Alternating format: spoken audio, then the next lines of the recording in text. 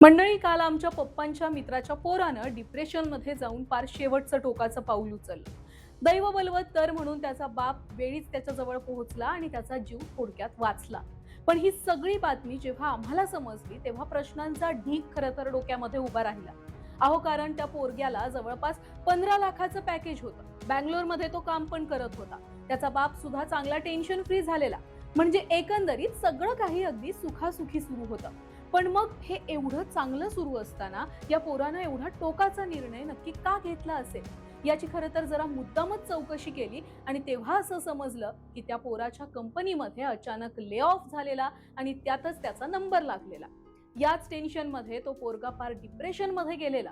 हे सगळं ऐकल्यावर मनाला खात्री पटली की वरवर स्वर्ग वाटणारं आय टी क्षेत्र आतून मात्र नरक आहे. आणि म्हणूनच आज आपण आय टी क्षेत्रातील नोकर कपातीच्या ट्रेंडवर आणि आय टी साठी कसं धोकादायक आहे, कसं डोकेदुखी बनत चाललंय, यावरच सविस्तर चर्चा करणार आहोत. नमस्कार मंडळी, काही वर्षांपूर्वी आय टी कंपनीमध्ये काम करण्यासाठी पोरं पार जीवाचं रान करायची. आय टी कंपनी म्हणजे एक प्रकारचं जणू काही फॅडच झालेलं होतं.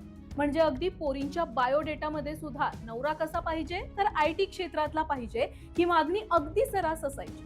आय टी कंपनीमध्ये जॉब मिळवण्यासाठी पोरांनी फार वेगवेगळ्या कोर्सेसची पारायण सुद्धा केली. आता मात्र आय टीचं फॅड आधीच्या तुलनेमध्ये काही प्रमाणात कमी झालंय. त्याची कारणं सुद्धा तशी आहेत. कारण नंबर 1, प्रचंड वर्कलोड. कारण नंबर 2, कॉर्पोरेट सेक्टरमध्ये होणारा मानसिक त्रास. कारण नंबर 3, अचानक होणारी नोकर कपात. आणि बघा, याच अचानक होणाऱ्या नोकर कपातीमुळे आय टी क्षेत्रावरचा विश्वास कमी होत गेला. बरं, एका बाजूला काही लोक असं सुद्धा म्हणतायत की आय टी क्षेत्राला उगाच बदनाम केलं जात आहे, पण दुसऱ्या बाजूला त्याच आय टी मधून बाहेर पडून चहाचा ठेला टाकणारे सुद्धा लोक आहेतच. तटस्थ भूमिकेनं मत मांडण्यासाठी 2025-26 मध्ये आय टी क्षेत्रामध्ये कोणकोणत्या कंपन्यांनी किती नोकर कपात केली ते सुद्धा एकदा बघूया. आय टी क्षेत्रातील नोकर कपातीचं ताजं उदाहरण म्हणजे अमेरिकेमधील ओरॅकल कंपनीनं अचानक केलेली नोकर कपात. ओरॅकल कंपनीनं पहाटे 5 ते 6 वाजण्याच्या दरम्यान कर्मचाऱ्यांना मेल पाठवला, आपल्याला कामावरून कमी केलंय. ओरॅकलनं एका दिवसातच जवळपास तब्बल 30,000 कर्मचाऱ्यांना घरचा नारळ दिला. विशेष म्हणजे यामध्ये तब्बल 12,000 भारतीय कर्मचाऱ्यांचा समावेश होता. कंपनीनं आपल्या गरजेनुसार आणि संघटनात्मक बदलासाठी नोकर कपातीचा निर्णय घेतल्याचं सुद्धा सांगितलं.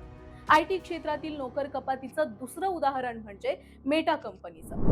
मेटानं जवळपास गेल्या 3 महिन्यामध्ये शेकडो कर्मचाऱ्यांना कामावरून काढून टाकलंय, ज्यामध्ये गेल्या आठवड्यात रियालिटी लॅब्स तसेच फेसबुकच्या मुख्य टीम्स आणि रिक्रुटिंग, सेल्स आणि ग्लोबल ऑपरेशन्स यांसारख्या विभागामधील जवळपास 700 कर्मचाऱ्यांचा सुद्धा समावेश आहे. बरं, या कर्मचाऱ्यांना कोणत्या कारणासाठी काढून टाकलं तर कंपनीने असं सांगितलंय की एआय क्षेत्र हे आता वाढत चाललंय. एआय मुळे काम आता सुलभ होत चाललंय. जर एआय कर्मचाऱ्यांची कामं करत असेल तर कंपनी एआय वरच अधिक खर्च करेल, कर्मचाऱ्यांवर खर्च करण्यापेक्षा. थोडक्यात काय, एआय हा आय टी क्षेत्रासाठी आता यम ठरतोय. बरं, नोकर कपातीची फक्त एवढीच उदाहरणं नाहीयेत, तर नोकिया, सेल्सफोर्स तसेच ऑटोडेस्क यासोबतच Pinterest, Intel, Microsoft, Verizon, Tesla, TCS, I T क्षेत्रातील या सगळ्या कंपन्यांनी जवळपास भरमसाठ नोकर कपात केली आहे. आता बघा, आय टी कंपन्यांमध्ये ही नोकर कपात नेमकी कोणकोणत्या कारणामुळे झाली आहे. पहिलं कारण म्हणजे ऑटोनॉमस डेटाबेस. याआधी डेटाबेस सांभाळण्यासाठी संपूर्ण टीमची गरज लागत असायची. म्हणजे जवळपास 15 ते 20 लोकांच्या टीमची गरज असायची, ज्यामध्ये अपडेट, सुरक्षा आणि सिस्टम मॅनेजमेंट किंवा सिस्टम मॉनिटरिंग ही कामं करणारे लोक असायचे. पण आता कंपनीकडे अशा प्रणाली आहेत ज्या हे सर्व स्वयंचलितपणे अगदी हाताळत आहेत. ओरॅकलचा ऑटोनॉमस डेटाबेस हे याचंच एक उत्तम उदाहरण आहे. हा ऑटोनॉमस डेटाबेस जो स्वतःहून अद्ययावत होतो, सुरक्षा व्यवस्थापित करतो आणि कार्यक्षमता सुधारित करतो. याचाच अर्थ असा की कामं पूर्वी 10 माणसं करत असत, तीच कामं आता जवळपास 2 ते 3 माणसं फक्त करू शकतात आणि एआय प्रणाली मिळून हे सगळं काम आता अगदी सुलभपणे होऊ शकतं. दुसरं कारण म्हणजे महागाई आणि आर्थिक दबाव. जागतिक स्तरावर वाढती महागाई आणि कर्जाचे दर यामुळे आता आय टी कंपन्या खर्च कमी करण्यासाठी सुद्धा नोकर कपात करतायत.